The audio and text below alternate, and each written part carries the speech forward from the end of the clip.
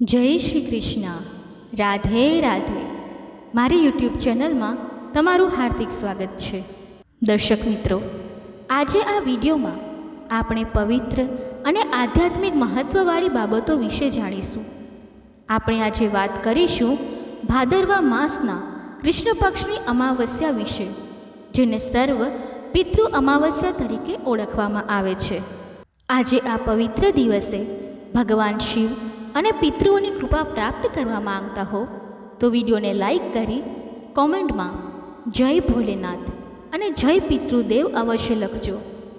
આ અમાવસ્યાનું મહત્ત્વ એટલું ઊંડું અને ભક્તિભાવ પ્રેરક છે કે તે આપણા હૃદયને પિતૃભક્તિની ભાવનાથી ભરી દે છે. આજે આ દિવસે સૂર્યગ્રહણ પણ પડવાનું છે, ત્યારે આપણે આ અમાવસ્યા દરમિયાન સર્વ પિતૃ તર્પણ અને શ્રાદ્ધ પિંડદાન કેવી રીતે કરવું તે વિગતવાર જાણીશું. આ બધું જાણીને આપણા હૃદયમાં પિતૃઓ પ્રત્યેની શ્રદ્ધા અને ભક્તિ વધુ મજબૂત બનશે અને આપણે તેમના આશીર્વાદથી કૃતાર્થ થઈશું. દર્શક મિત્રો, અમાવસ્યા એટલે આધ્યાત્મિક રીતે જોતા તો અંધકારની તિથિ છે, જેમાં ચંદ્રના દર્શન થતા નથી. આ તિથિ આપણા અંતરમાં એક પ્રકારની શાંતિ અને ચિંતનનું વાતાવરણ બનાવે છે, જેમાં આપણે આપણા પૂર્વજોના સ્મરણમાં ડૂબી જઈએ છીએ. અને ખાસ કરીને ભાદરવા માસના કૃષ્ણ પક્ષની અમાવસ્યા તો સર્વ પિતૃઓને અર્પિત કરવામાં આવે છે, એટલે કે આપણા પૂર્વજોને સમર્પિત કરાય છે. આ તિથિ જે અમાવસ્યા તરીકે જાણીતી છે, તે પિતૃઓની પૂજા અને ભક્તિ માટે સમર્પિત છે. તેને મહાલય અમાવસ્યા પણ કહેવામાં આવે છે, જેમાં મહાલય એટલે શ્રાદ્ધ પક્ષ જે આજે પૂર્ણ થવા જઈ રહ્યો છે. આ પવિત્ર તિથિ આપણા પૂર્વજોની આત્માને શાંતિ અને મુક્તિ આપવાની એક અનોખી તક છે, જેમાં આપણે તેમના પ્રત્યેની કૃતજ્ઞતા વ્યક્ત કરીએ છીએ. અને બીજા દિવસે સૂર્યોદય સાથે નવી તિથિ શરૂ થાય છે, એટલે કે મા અંબાની નવદુર્ગા પૂજાનો આરંભ થાય છે. બીજા દિવસે નવરાત્રિ પ્રારંભ થાય છે, જેમાં મા દુર્ગાની ભક્તિનો મહિમા વધે છે. માટે આ અમાવસ્યાની તિથિનું મહત્ત્વ અનેક ગણું છે. તે આપણને પિતૃભક્તિ અને દેવી ભક્તિ વચ્ચેના સુંદર સેતુની યાદ અપાવે છે. પિતૃપક્ષમાં આવનારી આ અમાવસ્યાના દિવસે પિતૃઓના શ્રાદ્ધ, તર્પણ અને પિંડદાનનું મહત્ત્વ અત્યંત વિશેષ છે. આ દિવસે આપણે તેમના માટે કરેલા કર્મો તેમને સીધા પહોંચે છે અને તેમની આત્માઓને અપાર આનંદ અને તૃપ્તિ મળે છે. જે કોઈ વ્યક્તિને પોતાના પૂર્વજોની તિથિ યાદ ન હોય, નામ યાદ ન હોય, ગોત્ર પણ યાદ ન હોય કે કોઈ વાતનો ખ્યાલ ન હોય, તો પણ આજે જો તે પિતૃઓના નિમિત્તે શ્રાદ્ધ, પિંડદાન કે દાન પુણ્ય કરે છે, તો તેનું સર્વ પુણ્ય તેમના પિતૃઓ સુધી પહોંચી જાય છે. આવી રીતે આ તિથિ આપણને તેમના આશીર્વાદ પ્રાપ્ત કરાવે છે અને બધા પિતૃઓને મુક્તિ મળે છે. તેમની આત્માઓને શાંતિ મળે છે અને તેઓ ફરીથી આ ધરતીલોક પર જન્મ ગ્રહણ કરી શકે છે. કારણ કે કહેવાય છે કે પિતૃઓની મુક્તિ અને તૃપ્તિ માટે આ અમાવસ્યા અત્યંત શુભ અને ભક્તિભરી છે.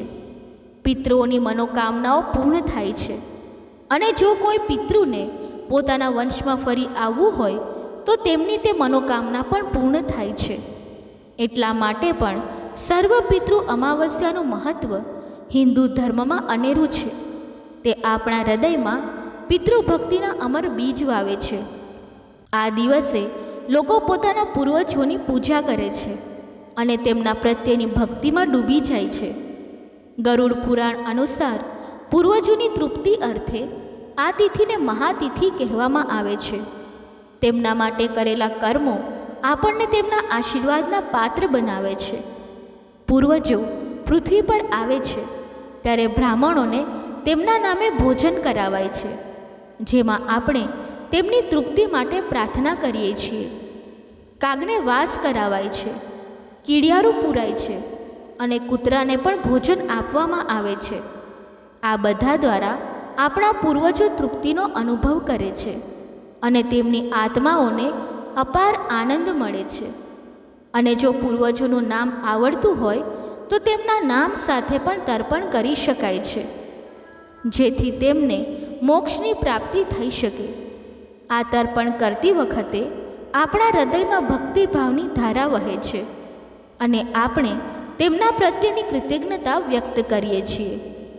દર્શક મિત્રો, હવે આપણે સાંભળીશું પિતૃઓના મોક્ષ માટેની એક પવિત્ર અને ભક્તિ પ્રેરક કથા. આ કથા યુગો યુગો પહેલાંની છે, જે આપણા હિન્દુ ધર્મના પુરાણોમાં વર્ણવવામાં આવી છે. તે એક પ્રાચીન અને આધ્યાત્મિક રીતે ઊંડી કથા છે, જે પિતૃભક્તિનું મહત્ત્વ સમજાવે છે અને આપણા હૃદયને ભક્તિના રંગમાં રંગી દે છે. એક રાજા હતા, જેમનું નામ રાજા સગર હતું. રાજા સગર ખૂબ જ ધર્મપ્રેમી અને ભક્તિભાવવાળા હતા. તેમના હૃદયમાં ધર્મ અને પ્રજાના કલ્યાણની ભાવના સદા વસતી હતી. પ્રજાનું કલ્યાણ એ જ તેમનો સાચો ધર્મ હતો અને તે માટે તેઓ અનેક ધાર્મિક કાર્યો અને યજ્ઞો કરતા રહેતા હતા. તેમના આ ગુણોને કારણે તેમની કીર્તિ, પ્રતિષ્ઠા, માન અને ખ્યાતિ દૂર દૂર સુધી ફેલાયેલી હતી, જે આપણને બતાવે છે કે ધર્મ અને ભક્તિના માર્ગ પર ચાલવાથી કેવી અમર કીર્તિ મળે છે. આ જોઈને દેવરાજ ઇન્દ્રને ઈર્ષ્યા થતી હતી અને તેમને થતું હતું કે જો રાજા સગર આવી રીતે ભક્તિ અને ધર્મના કાર્યો કરતા રહેશે તો એક દિવસ તેમનું ઇન્દ્રાસન પણ ડોલી જશે. આમ ઈર્ષ્યાના કારણે ઇન્દ્રનું મન અશાંત થઈ ગયું હતું. જે રાજા સગરની ધર્મભક્તિ એટલી પ્રખ્યાત અને ભક્તિભરી હતી કે દેવરાજ ઇન્દ્ર પણ તેમની સામે કંઈ કરી શકે તેમ ન હતા. તેમની ભક્તિની તાકાત એટલી મજબૂત હતી કે તે દેવોને પણ પ્રભાવિત કરતી હતી. એક દિવસ દેવઋષિ નારદજી ભ્રમણ કરતાં કરતાં રાજા સગરના રાજ્યમાં આવી પહોંચ્યા. તેમણે રાજા સગરને અશ્વમેઘ યજ્ઞ કરવાનો સુઝાવ આપ્યો, જે એક મહાન અને પવિત્ર યજ્ઞ છે, જેમાં અનેક દેવી દેવતાઓની કૃપા મળે છે. રાજા સગરે આ સુઝાવને હાર્દિક ભાવથી સ્વીકાર કર્યો અને તેમના હૃદયમાં ભક્તિની જ્યોત વધુ પ્રજ્વલિત થઈ. રાજા સગરે થોડા જ સમયમાં અશ્વમેઘ યજ્ઞ શરૂ કરી દીધો, જેમાં તેમણે પૂર્ણ ભક્તિભાવથી ભગવાનની આરાધના કરી. આ યજ્ઞને જોઈને દેવરાજ ઇન્દ્ર ડરી ગયા અને તેમને થયું કે જો રાજા સગરનો આ અશ્વમેઘ યજ્ઞ સફળ થશે તો તેમનું ઇન્દ્રાસન તેમના હાથમાંથી જતું રહેશે. માટે આ યજ્ઞને નિષ્ફળ કરવું જરૂરી છે. એમ વિચારીને ઇન્દ્રએ એક અનુચિત કાર્ય કરવાનું નક્કી કર્યું. દેવરાજ ઇન્દ્ર રાજા સગરના આ યજ્ઞમાં ચોરી છૂપે પહોંચી ગયા અને તેમણે અશ્વમેઘ યજ્ઞનો ઘોડો ચોરી લીધો. તે ઘોડાને તેઓ કપિલ મુનિના આશ્રમમાં બાંધી દીધો, જ્યાં કપિલ મુનિ ઘોર તપસ્યામાં લીન હતા. કપિલ મુનિની તપસ્યા એટલી તીવ્ર અને ભક્તિભરી હતી કે તે આસપાસના વાતાવરણને પણ પવિત્ર બનાવતી હતી. બીજી બાજુ યજ્ઞમાં બધા લોકો ઘોડાને શોધવા લાગ્યા અને તેમના હૃદયમાં ચિંતા અને ભક્તિનું મિશ્રણ થયું. અશ્વમેઘ યજ્ઞનો ઘોડો ન મળતા રાજા સગરે તેમના 60,000 પુત્રોને તેને પાછો લાવવા માટે આદેશ કર્યો. જો અશ્વમેઘ યજ્ઞનો ઘોડો પાછો ન આવે તો યજ્ઞ પૂર્ણ ન થાય અને ધર્મનું કાર્ય અધૂરું રહે. એમ વિચારીને તેઓએ આ આદેશ આપ્યો. રાજા સગરે જે ધર્મ માટે કાર્ય શરૂ કર્યું હતું તે સુંદર રીતે પૂર્ણ થાય તે માટે પિતાશ્રીની આજ્ઞા માનીને 60,000 પુત્રો અશ્વમેઘ યજ્ઞનો ઘોડોને શોધવા ચાલી નીકળ્યા. તેઓ શોધતા શોધતા કપિલ મુનિના આશ્રમમાં આવી પહોંચ્યા, જ્યાં તેમણે અશ્વમેઘ યજ્ઞનો ઘોડો જોયો.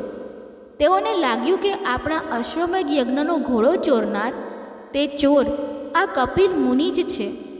તેથી તેઓએ કપિલ મુનિને ચોર કહ્યા અને તેમને ખરી ખોટી સંભળાવવા લાગ્યા. તેમની સાથે ખૂબ જ અભદ્ર વ્યવહાર કર્યો, જે એક મહાન તપસ્વી પ્રત્યેનું અનુચિત વર્તન હતું. આવી રીતે રાજા સગરના 60,000 પુત્રોએ કપિલ મુનિનું અપમાન કર્યું, જે તેમના માટે દુર્ભાગ્યપૂર્ણ સાબિત થયું. 60,000 પુત્રોના અવાજથી કપિલ મુનિનું તપ ભંગ થયું અને તેમનું મન અશાંત થઈ ગયું. સગર રાજાના પુત્રો તેમને ચોર કહી રહ્યા છે તે અવાજ કપિલ મુનિના કાને પડ્યો, જેથી કપિલ મુનિ ખૂબ જ ક્રોધિત થઈ ગયા. તેમનું તપ ભંગ કરવા બદલ તથા તેમને ચોર કહેવા બદલ કપિલ મુનિએ તેમના કમંડળમાંથી પાણી હાથમાં લીધું અને રાજા સગરના 60,000 પુત્રો ઉપર અંજલિ છાંટી તેમને બાળીને ભસ્મ કરી દીધા, જે એક તીવ્ર અને દુઃખદ ઘટના હતી. આવી રીતે સગર રાજાના 60,000 પુત્રોનું અકાળ મૃત્યુ થયું અને તેમની આત્માઓ અંતરિક્ષમાં ભટકવા લાગી. જ્યારે કોઈ મનુષ્યનું મૃત્યુ થાય છે અને તેનું શરીર નષ્ટ થઈ જાય છે, એટલે કે શરીર પંચમહાભૂતમાં વિલીન થઈ જાય છે, તો તેને ફરી સજીવન કરી શકાતું નથી. આ કુદરતનો અટલ નિયમ છે અને કોઈ પણ દેવી દેવતા આ રીતે ભસ્મ થયેલા શરીરને ફરીથી બનાવી શકતા નથી. આ સમાચાર દેવઋષિ નારદે રાજા સગરને આપ્યા અને તેમણે કપિલ મુનિના આશ્રમમાં બનેલી આ દુઃખદ ઘટના રાજા સગરને વિગતવાર કહી સંભળાવી. રાજા સગર નારદજીને પૂછવા લાગ્યા કે હે નારદજી, મારા પુત્રોની સદગતિ થાય, તેમને મોક્ષ મળે તે માટે મારે હવે શું કરવું જોઈએ? તેમના હૃદયમાં પુત્રો પ્રત્યેનો પ્રેમ અને ભક્તિની ભાવના તીવ્ર હતી. ત્યારે નારદજીએ રાજા સગરને ઉપાય બતાવ્યો કે સ્વર્ગમાં વહી રહેલા ગંગાજી જો ધરતી ઉપર ઉતરે તો તમારા અકાળ મૃત્યુ પામેલા પુત્રોની આત્માને શાંતિ અને મોક્ષ મળી શકે. આ માટે તમારે ગંગાજીને ધરતી પર લાવવા માટે પ્રયત્ન કરવો જોઈએ અને તેમાં તમારી ભક્તિ અને તપસ્યા મુખ્ય ભૂમિકા ભજવશે. આવી રીતે નારદજીએ રાજા સગરને આ ઉપાય જણાવ્યો, જે પિતૃમોક્ષની ભક્તિભરી માર્ગદર્શન હતું. રાજા સગરે પોતાના પુત્રોના મોક્ષ માટે ઘણા પ્રયત્નો કર્યા. તેઓએ તપસ્યા અને પ્રાર્થનાઓ કરી, પરંતુ તેમના જીવનકાળમાં તેઓ તેમને મોક્ષ અપાવી શક્યા નહીં. આવી રીતે રાજા સગરના કુળમાં અનેક વંશજો આવી ગયા અને તેઓએ પણ પિતૃઓના મોક્ષ માટે પ્રયત્નો કર્યા, પરંતુ તેઓ રાજા સગરના પુત્રોને મોક્ષ અપાવી શક્યા નહીં.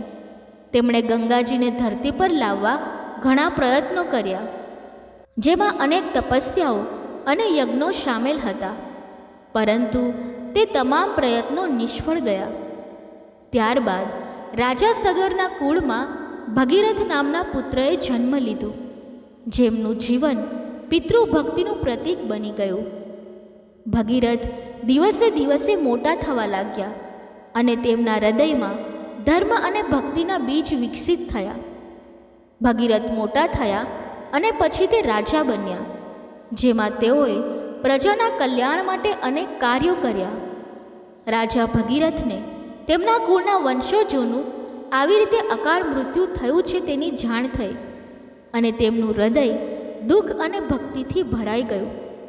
ત્યારબાદ રાજા ભગીરથે નિશ્ચય કર્યો કે ગંગા માતાને ધરતી પર લાવીને તેમના પૂર્વજોને જળ અર્પણ કરી તેમની આત્માને શાંતિ અપાવીશ અને તેમને મોક્ષ અપાવીશું. આ માટે રાજા ભગીરથે એક પગે ઊભા રહીને ઘોર તપસ્યા કરી. અનેક વર્ષો સુધી માતા ગંગાનું તપ કર્યું. તેમની તપસ્યા એટલી તીવ્ર અને ભક્તિભરી હતી કે તે આસપાસના વાતાવરણને પણ પવિત્ર કરતી હતી. રાજા ભગીરથના તપથી ગંગા માતા પ્રસન્ન થયા અને તેમણે તેમને દર્શન આપ્યા. ગંગાજીએ રાજા ભગીરથને કહ્યું કે મારો વેગ એટલો પ્રચંડ છે કે જો હું સ્વર્ગમાંથી વેગથી ધરતી પર પડીશ તો હું પાતાળ લોકમાં સમાઈ જઈશ. જો હું આ વેગથી ધરતી પર આવીશ તો ધરતીનો નાશ થઈ જશે અને ધરતી પર હું રહી શકીશ નહીં. જો તમારે મને ધરતી પર રાખવી હોય તો તે માટે કોઈ આધાર જોઈએ, અને તે આધાર ભગવાન ભોલેનાથ સિવાય કોઈ કરી શકે તેમ નથી. માટે હવે તમે ભગવાન શિવજીનું તપ કરો. જો તમે ભગવાન શિવજીને પ્રસન્ન કરી લેશો તો હું ધરતી પર આવવા માટે તૈયાર છું. આવી રીતે ગંગા માતાએ રાજા ભગીરથને વચન આપ્યું અને ત્યાંથી અદૃશ્ય થઈ ગયા. આ સાંભળી રાજા ભગીરથે ભગવાન શિવજીને પ્રસન્ન કરવા માટે તપ શરૂ કરી દીધું અને ભગવાન શિવજીનું ઘણા વર્ષો સુધી તપ કર્યું.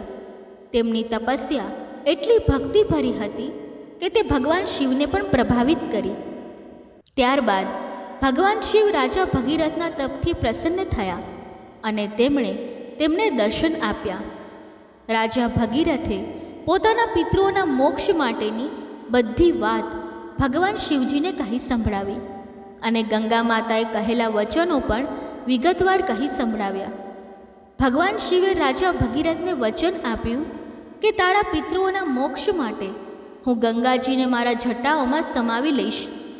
તું ગંગાજીને પ્રણામ કર અને તેમનું આહવાન કર, જેથી ગંગાજી તેમની ધારા સ્વર્ગમાંથી વહેવડાવવાનું શરૂ કરે અને હું તેમને મારી જટામાં સમાવી લઈશ. આવું વચન ભગવાન શિવે રાજા ભગીરથને આપ્યું, જે તેમની કરુણા અને ભક્તિનું પ્રતીક છે. ત્યારબાદ રાજા ભગીરથે ગંગા માતાનું સ્મરણ કર્યું અને ત્યાં ગંગા માતા પ્રગટ થયા. ગંગાજીએ તથાસ્તુ કહ્યું અને સ્વર્ગમાંથી પોતાની ધારાને વહેવડાવવાનું શરૂ કર્યું. ગંગાજી પૂરજોશમાં સ્વર્ગમાંથી વહેવા લાગ્યા અને તેમણે કૈલાશ પર્વત પર વહેવાનું શરૂ કર્યું અને ત્યાં તો ભગવાન શિવે ગંગાજીને પોતાની જટામાં સમાવી લીધા, જે એક અદ્ભુત અને ભક્તિ પ્રેરક દ્રશ્ય હતું. ત્યારબાદ ભગવાન શિવની જટાઓમાંથી ગંગાજીએ મંદ ધારાથી વહેવાનું શરૂ કર્યું, તેથી ગંગાજી ધરતી પર રહી શક્યા. ત્યારબાદ ગંગાજીના પવિત્ર જળને લઈને રાજા ભગીરથ ધરતી પર ચાલવા લાગ્યા. તેમના પગલે પગલે ભક્તિની ધારા વહેતી હતી. રાજા ભગીરથ આગળ ચાલતા જાય છે અને પાછળ પાછળ માતા ગંગા વહી રહ્યા છે. જે રસ્તે રાજા ભગીરથ ચાલ્યા જાય છે, માતા ગંગા તે જ રસ્તે વહી રહ્યા છે, જે પિતૃભક્તિનું અદ્ભુત ઉદાહરણ છે. ત્યારબાદ રાજા ભગીરથ હરિદ્વારની પાવન ભૂમિ પર આવી પહોંચ્યા અને ગંગાજી ત્યાં વહેવા લાગ્યા. ત્યાંથી રાજા ભગીરથ આગળ ચાલ્યા. તેમના હૃદયમાં પિતૃઓ પ્રત્યેની ભક્તિ તીવ્ર થતી જતી હતી. રાજા ભગીરથ જે જગ્યા પર તેમના પિતૃઓ મૃત્યુ પામ્યા હતા તે કપિલ મુનિના આશ્રમમાં આવી પહોંચ્યા, જ્યાં પોતાના 60,000 પૂર્વજોની રાખ પડી હતી. ત્યાં રાજા ભગીરથ આવી પહોંચ્યા અને તેમનું હૃદય ભાવુક થઈ ગયું અને ત્યારબાદ રાજા ભગીરથ ગંગા માતાને 2 હાથ જોડીને પ્રાર્થના કરવા લાગ્યા. હે મા ગંગા, આ અમારા પિતૃઓની રાખ છે. તમારું પવિત્ર જળ તેના પર વહાવી દો, જેથી મારા પિતૃઓની આત્માને શાંતિ મળે અને તેમને મોક્ષ મળે. હે માતા ગંગા, અમારા પિતૃઓનું કલ્યાણ કરો. આવું કહેતા રાજા ભગીરથે માતા ગંગાને પ્રણામ કર્યા. તેમની આંખોમાં ભક્તિના આંસુ વહેતા હતા. ત્યારબાદ રાજા ભગીરથના શબ્દો સાંભળી માતા ગંગાએ પોતાની ધારાઓ વહેવડાવી અને થોડી વારમાં રાજા ભગીરથના પિતૃઓ અને તેમની અસ્થિઓ ગંગા માતાના જળમાં વહેવા લાગી અને તેમની આત્માને શાંતિ મળી. રાજા ભગીરથના પિતૃઓની સદગતિ થઈ અને તેમને મોક્ષ મળ્યો. આ રીતે રાજા ભગીરથે પોતાના 60,000 પિતૃઓને જળ અર્પણ કરી તેમને મોક્ષ અપાવ્યો. આ કથા આપણને શીખવે છે કે પિતૃભક્તિ અને તપસ્યાની તાકાત કેટલી મહાન છે. બોલો શ્રી ગંગા માતાની જય, બોલો પિતૃ દેવતાની જય, બોલો હર હર મહાદેવ. દર્શક મિત્રો, હવે હું તમને પિતૃપક્ષની સર્વ પિતૃ અમાવસ્યાની બીજી મહાન વાર્તા સંભળાવવા જઈ રહી છું. કૃપા કરીને તેને ધ્યાનથી સાંભળજો. પ્રાચીન સમયની વાત છે. પિતૃપક્ષ દરમિયાન એક જિજ્ઞાસુ બ્રાહ્મણના મનમાં એક પ્રશ્નો ઊભા થયા હતા. પિતૃપક્ષનું મહત્ત્વ શું છે? શ્રાદ્ધ અને તર્પણ કેમ કરવામાં આવે છે? પૂર્વજોની આત્માને શાંતિ આપવા આ કર્મકાંડ કેમ જરૂરી છે? આ પ્રશ્નોના જવાબ મેળવવા તે બ્રાહ્મણે ધ્યાનમાં બેસીને ધર્મરાજ યમનું આહ્વાન કર્યું. તેની સાચી શ્રદ્ધા અને જિજ્ઞાસા જોઈને યમરાજ પ્રગટ થયા. બ્રાહ્મણે આદરપૂર્વક યમરાજને પ્રણામ કર્યા અને નમ્ર સ્વરે પૂછ્યું, હે ધર્મરાજ, કૃપા કરીને જણાવો કે પિતૃપક્ષનું આટલું મહત્ત્વ કેમ છે? અમે પિતૃઓનું શ્રાદ્ધ અને તર્પણ કેમ કરીએ છીએ? શું આ કાર્યોથી ખરેખર અમારા પૂર્વજોને શાંતિ મળે છે? યમરાજે ગંભીર પણ દયાળુ સ્વરે જવાબ આપ્યો, હે બ્રાહ્મણ, તમે ખૂબ જ મહત્ત્વનો પ્રશ્ન પૂછ્યો છે. પિતૃપક્ષ એ પવિત્ર સમય છે જ્યારે સંતાનો પોતાના પિતૃઓ પ્રત્યે કૃતજ્ઞતા વ્યક્ત કરે છે. શ્રાદ્ધ અને તર્પણ દ્વારા તેમને તૃપ્તિ અને મુક્તિ આપવામાં આવે છે. તેનું મહત્ત્વ સમજાવવા હું તમને એક પ્રાચીન વાર્તા સંભળાવું છું. ધ્યાનથી સાંભળો. આ વાર્તા ગરુડ પુરાણમાં વર્ણવેલ છે અને પિતૃપક્ષની મહાનતા દર્શાવે છે. જે મનુષ્ય આ વાર્તાને ધ્યાનથી સાંભળે છે તેના 32 પાપ માફ થાય છે. એવા મનુષ્યની કદી દુર્ગતિ થતી નથી.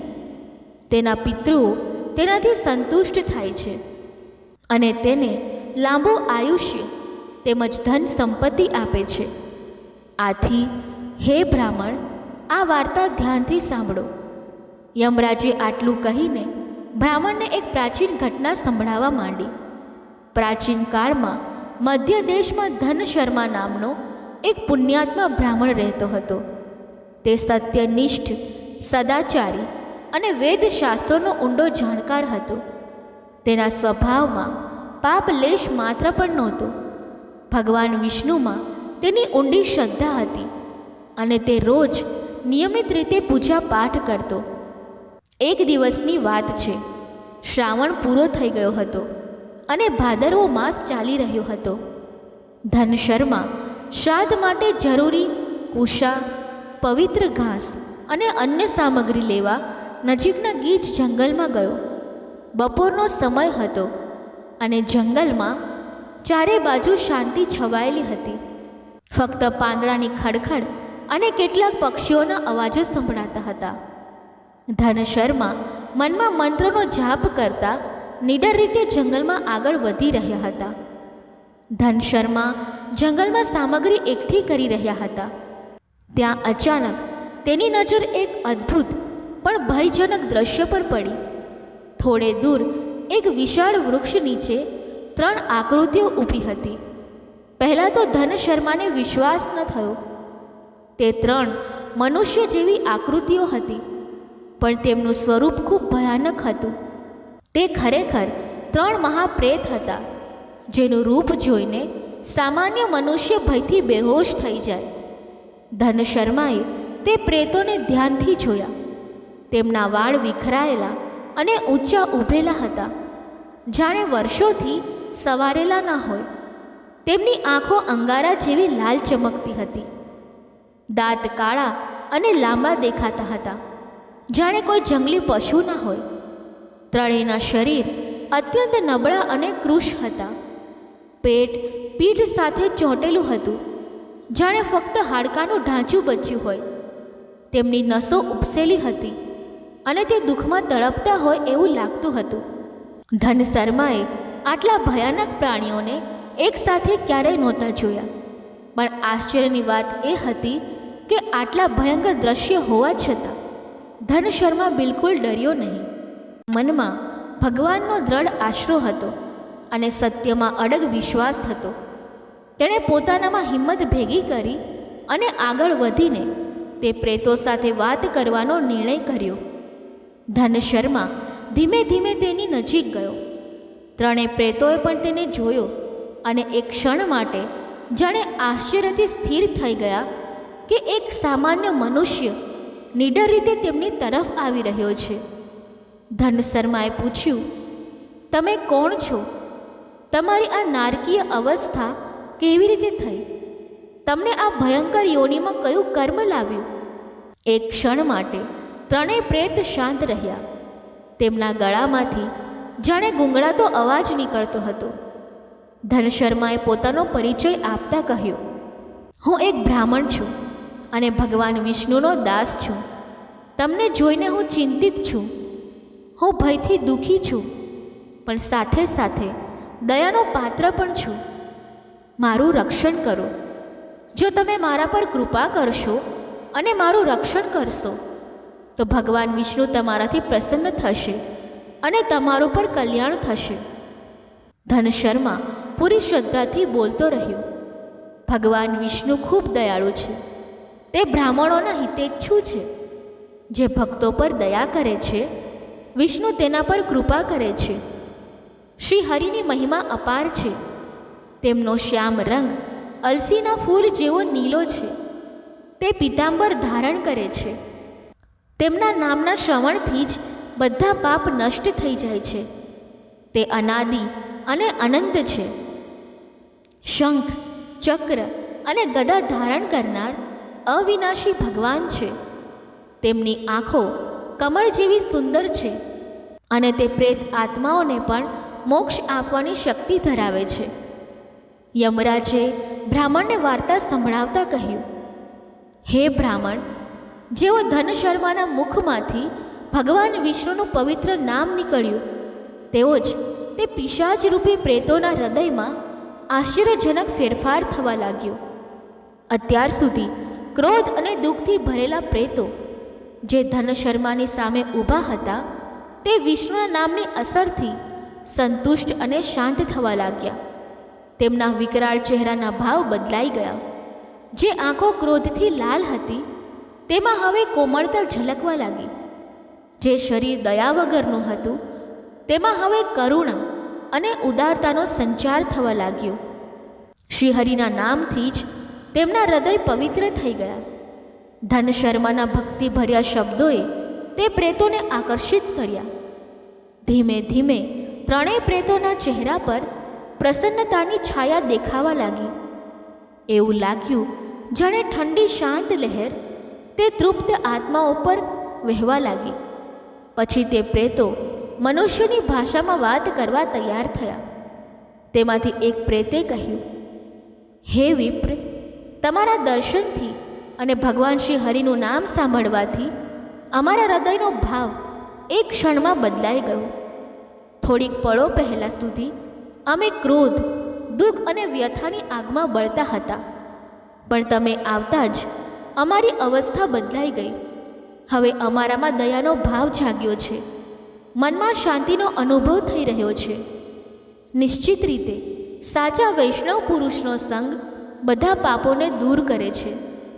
તમારા જેવા ભક્તનો સાથ જીવનમાં કલ્યાણકારી ફેરફાર લાવે છે અને પાપના અંધકારને દૂર કરીને યશ અને પુણ્યનો પ્રકાશ ફેલાવે છે.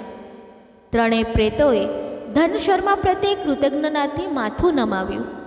પછી એકે કહ્યું, હે બ્રાહ્મણ દેવ, તમે અમારા પ્રત્યે દયા દર્શાવી છે, તેથી અમે અમારો પરિચય તમારી પાસેથી છુપાવવા નથી માંગતા. અમારા આ ભયંકર રૂપ અને દુર્દશાનું કારણ જાણીને જ તમે સમજી શકશો કે અમારા પર કેવી વિપત્તિ આવી છે. સાંભળો, અમે કોણ છીએ અને અમને આ નારકીય અવસ્થા કેમ મળી છે. ધનશર્માએ ધ્યાનથી તેમની તરફ જોયું અને માથું હલાવીને સંમતિ દર્શાવી. ત્રણેય પ્રેતો એક પછી એક પોતાની વાત સંભળાવા લાગ્યા. પહેલો પ્રેત આગળ આવીને બોલ્યો, મારું નામ કૃતજ્ઞ છે, કારણ કે હું પૂર્વજન્મમાં હું કૃતજ્ઞ હતો. મેં મારા પિતાનું, માતાનું પણ આદર ન કર્યું. તેમના માટે ક્યારેય શાદ કે તર્પણ ન કર્યું. હું હંમેશા મારા સ્વજનોનો ઉપકાર ભૂલતો રહ્યો. ગુરુજનો અને વડીલોનો અનાદર કરતો રહ્યો. મારા આ દુર્વ્યવહારને કારણે મારા પિતરો મારાથી અસંતુષ્ટ અને ક્રોધિત રહ્યા. આ પાપોના ફળે મૃત્યુ પછી મને કઠોર દંડ મળ્યો અને આખરે આ પ્રેત યોનિમાં ભટકવું પડ્યું. બીજા પ્રેતે પોતાની વ્યથા સંભળાવી. મારું નામ વિદવત છે પૂર્વજન્મમાં હું હરિવીર નામનો રાજા હતો, પણ ઘોર અભિમાની અને નાસ્તિક હોવાને કારણે હું અધર્મ કરતો રહ્યો. ન દેવની પૂજા કરી, ન ગુરુ કે બ્રાહ્મણોનું સન્માન કે દાન આપ્યું. હું રોજ પૂજા પાઠ વગર ભોજન કરતો અને વિદ્વાનોની નિંદા કરતો. મેં મારા પિતૃઓને ક્યારેય યાદ ન કર્યા, ન શ્રાદ્ધ કે તર્પણ કર્યું. આ પાપોને કારણે મૃત્યુ પછી મેં નરકની યાતનાઓ ભોગવી અને આખરે પ્રેત યોનિમાં આવી પડ્યો. બીજા પ્રેતની વાત સાંભળીને ધનશર્માનું હૃદય દ્રવી ગયું. તેણે જોયું કે વિદવતની આંખોમાં પશ્ચાતાપના આંસુ ભરાઈ આવ્યા. તેનું નબળું શરીર ધ્રુજી રહ્યું હતું. પૂર્વજન્મની ભૂલોનો અહેસાસ તેને તડપાવી રહ્યો હતો. ત્રીજો પ્રેત આગળ આવ્યો અને બોલ્યો, હું વૈષ્ણવ નામનો પ્રેત છું. મારું પૂર્વજન્મનું નામ ગૌતમ હતું અને હું મધ્ય દેશનો બ્રાહ્મણ હતો. દુર્ભાગ્યે મેં પિતૃપક્ષમાં ક્યારેય કોઈ ધર્મ કર્મ ન કર્યું. ભાદરવા માસના શ્રાદ્ધ પક્ષમાં ન સ્નાન કર્યું, ના દાન આપ્યું, ના હવન કે પૂજા પાઠ કર્યું. મેં મારા પૂર્વજોને તર્પણ પણ ન આપ્યું. આ રીતે પિતૃઓની અવગણના કરીને મેં મારા બધા પુણ્ય નષ્ટ કરી દીધા. પરિણામે મૃત્યુ પછી મારી આત્મા આ પ્રેત યોનિમાં ભટકી રહી છે. ત્રણેય પ્રેતોની કરુણ વાર્તા સાંભળીને ધનશર્માની આંખો ભરાઈ આવી. એક તરફ આ ભયંકર રૂપવાળા પ્રેતો સામે ઊભા હતા, જેને જોઈને કોઈ પણ અજાણ્યો મનુષ્ય ડરી જાય. પણ ધનશર્માના મનમાં હવે તેમના પ્રત્યે ભયની જગ્યાએ અપાર દયા ઉભરી.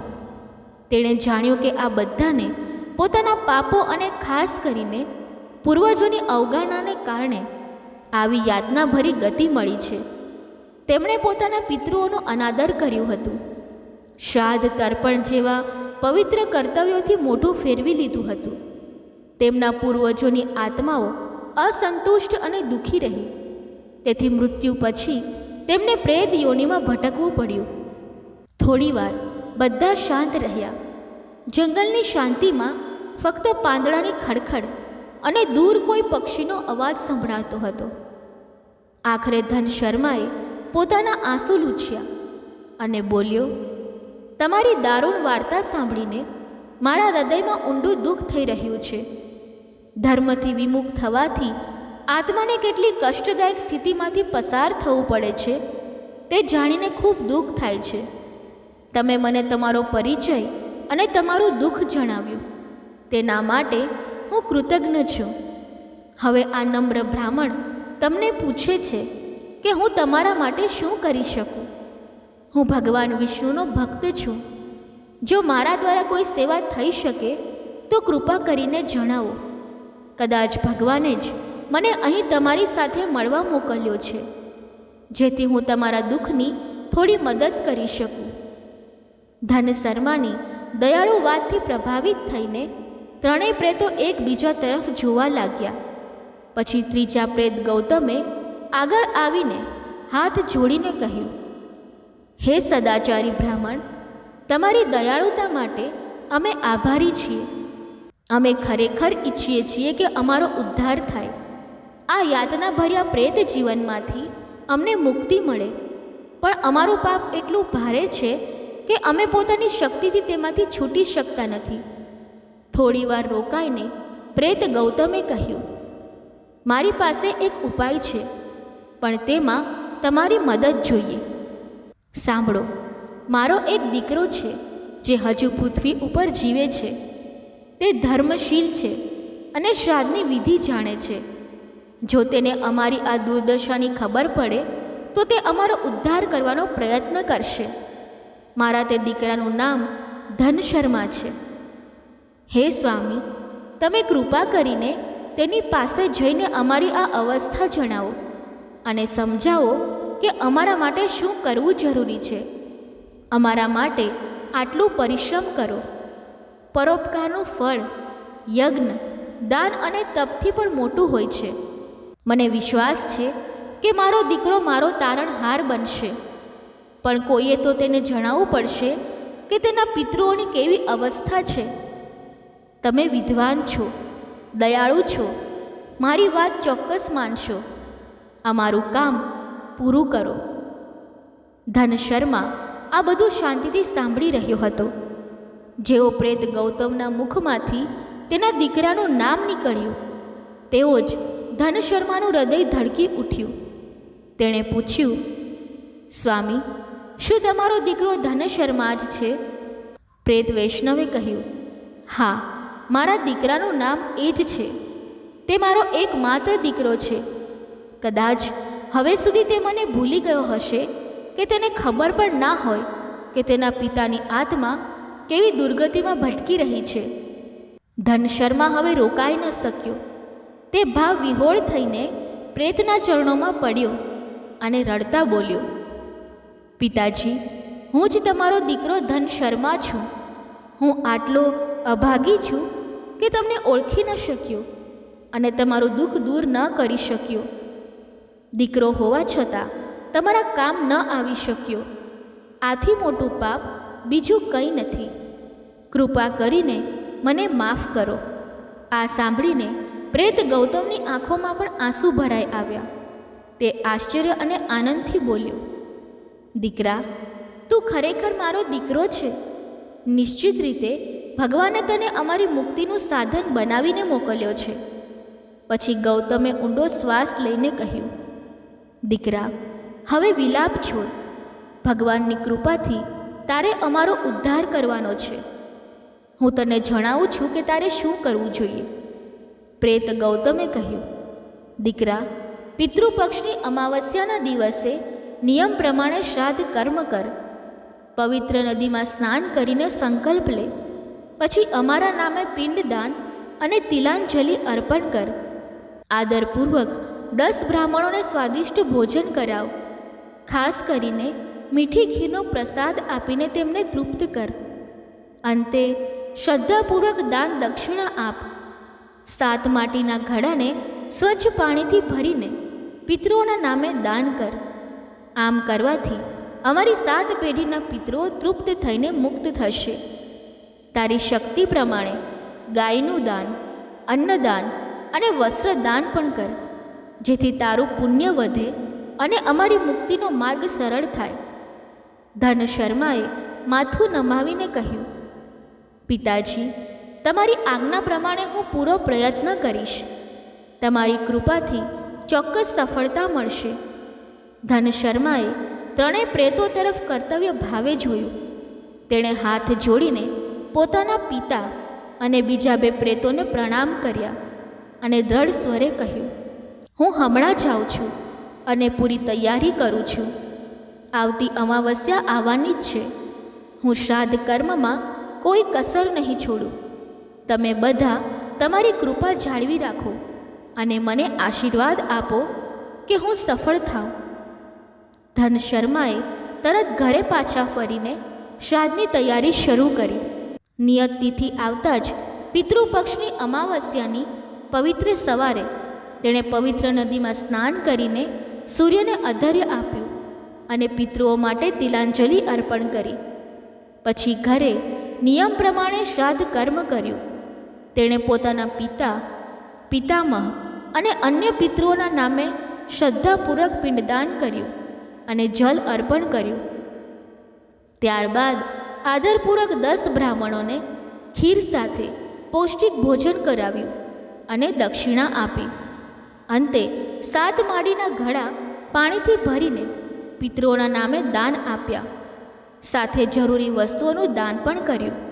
ધનશર્માએ પૂરા મનથી પ્રાર્થના કરી કે તેના પિતૃઓ તૃપ્ત થાય અને તેમને મુક્તિ મળે.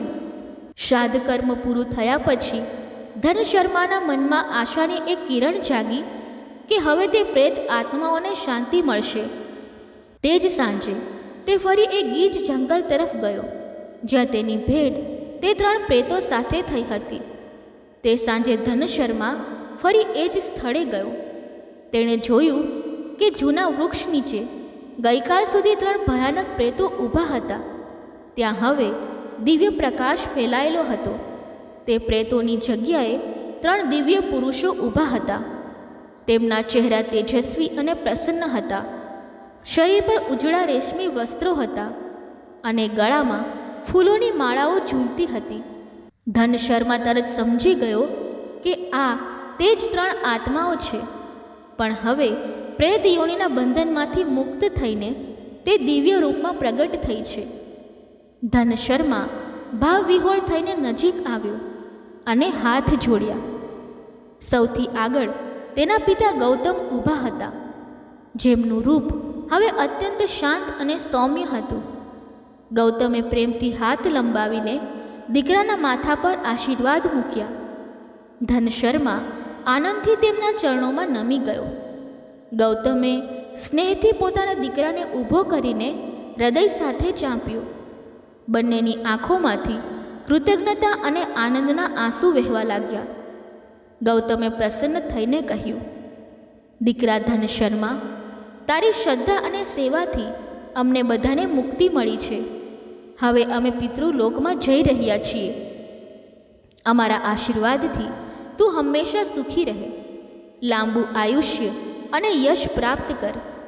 બીજા અને ત્રીજા દિવ્ય પુરુષ હરિવીર અને સુદાસે પણ કૃતજ્ઞતાથી ધનશર્માને આશીર્વાદ આપ્યા. તેમણે સ્વીકાર્યું કે ધનશર્માના પુણ્યથી તેમને પણ પ્રેત યોનિમાંથી મુક્તિ મળી છે. બંનેએ તેને સુખ, સમૃદ્ધિ અને યશ પ્રાપ્તિનો આશીર્વાદ આપ્યો. એટલામાં આકાશમાંથી એક અલૌકિક રથ ઉતર્યો, જે પ્રકાશથી ઝળકી રહ્યો હતો. યમદૂતો અને વિષ્ણુ દૂતોએ તે આત્માઓનું સ્વાગત કર્યું. ગૌતમે પ્રેમથી ધનશર્મા તરફ જોયું અને આશીર્વાદ આપીને રથમાં બેસી ગયા. રથ આકાશમાં ઓઝલ થઈ ગયો. ધનશર્માના મનમાં શાંતિ હતી. તેણે ભગવાનને પ્રણામ કર્યા અને ઘરે પાછો ફર્યો. યમરાજે કહ્યું, આ રીતે ધનશર્માએ પોતાના પિતા સહિત 3 પ્રેત આત્માનો ઉદ્ધાર કર્યો. શ્રાદ્ધ તર્પણથી તેમને મુક્તિ મળી અને પિતૃલોકમાં સ્થાન મળ્યું. બ્રાહ્મણે કહ્યું, ધર્મરાજ, આ વાર્તાએ મારી આંખો ખોલી. હવે હું સમજ્યો કે શ્રાદ્ધ તર્પણ કેટલું જરૂરી છે. હું મારા પિતૃઓ પ્રત્યે ઉદાસીન નહીં રહું. યમરાજે આશીર્વાદ આપ્યા. જે આ વાર્તા સાંભળીને પિતૃ કર્મ કરશે, તેના પિતૃઓ પ્રસન્ન થશે અને તેને સુખ સમૃદ્ધિ મળશે. આમ યમરાજ અદૃશ્ય થઈ ગયા. આ વાર્તા શીખવે છે કે પૂર્વજો પ્રત્યે શ્રદ્ધા અને કૃતજ્ઞતા જરૂરી છે. શ્રાદ્ધ તર્પણથી તેમની આત્માઓને શાંતિ મળે છે અને આપણા જીવનની અડચણો દૂર થાય છે. પિતૃપક્ષ આપણને યાદ કરાવે છે કે આપણું અસ્તિત્વ પૂર્વજોની જડોમાં છે. તેમની શાંતિ માટેનો નાનો પ્રયત્ન પણ અનંત પુણ્ય અને આશીર્વાદ આપે છે. આશા છે કે આ વાર્તા તમને પ્રેરણાદાયી લાગી હશે. પિતૃપક્ષમાં આ વાર્તા યાદ કરીને પૂર્વજોની સેવા કરજો. શાસ્ત્રોમાં કહ્યું છે, પિતૃઓને દેવ સમાન માનો અને તેમનું પૂજન કરો. આ ભાવનાઓ સાથે હું મારા પૂર્વજોની પવિત્ર સ્મૃતિને પ્રણામ કરું છું. બોલો પિતૃદેવતાની જય. બોલો હર હર મહાદેવ. દર્શક મિત્રો, કથા બોલતી વખતે જો મારાથી કોઈ ભૂલ થઈ હોય તો હું ક્ષમા માંગુ છું અને આશા રાખું છું કે તમને આ કથા પસંદ આવી હશે. જો આ કથા તમને પસંદ આવી હોય તો વિડીયોને લાઈક કરી ચેનલને સબસ્ક્રાઈબ અવશ્ય કરી લેજો અને કોમેન્ટ બોક્સમાં હર હર મહાદેવ, જય પિતૃદેવ અવશ્ય લખજો. ધન્યવાદ. જય શ્રી કૃષ્ણ. રાધે રાધે.